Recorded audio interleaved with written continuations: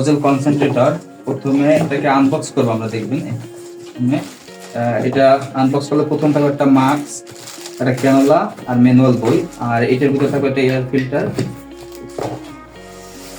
প্রথমে আমরা আনবক্স করতেছি।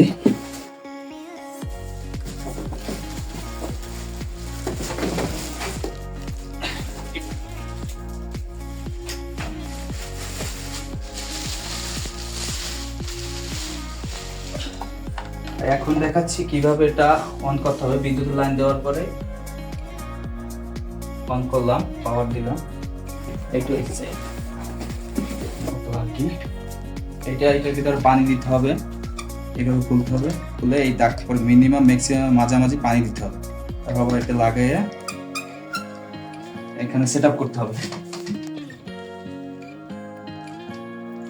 তারপরে এইটা হইছে অক্সিজেন, এটা দিতে হবে।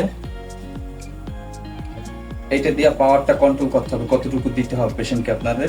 1 লিটার 2 লিটার 3 লিটার যতটুকু দরকার হয় আর কি। এটা 5 লিটার ওজেল কনসেন্ট্রেটর। আর যদি আপনি পেশেন্টকে নেবুলাইজার করতে চান, এটা হচ্ছে অটোমাইজেশন। এটা দিয়ে আপনি নেবুলাইজার করবেন।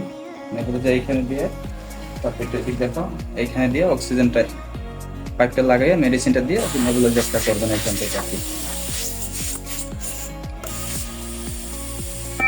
আর এইটা হচ্ছে আপনাদের টাইমার আর কি, মানে কত মিনিট। চাইলে আপনারা অটো অক্সিজেন দেওয়ার পরে 10 মিনিট 20 মিনিট 30 এইভাবে টাইম দেওয়ার পরে অটো অফ হয়ে যাবে আর কি।